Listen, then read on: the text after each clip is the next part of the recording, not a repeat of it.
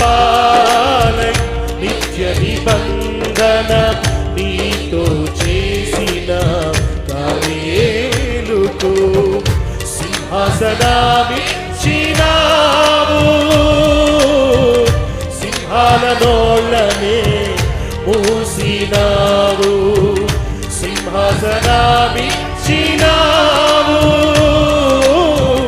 సింహాల నోళ్ళనే మూసినావు.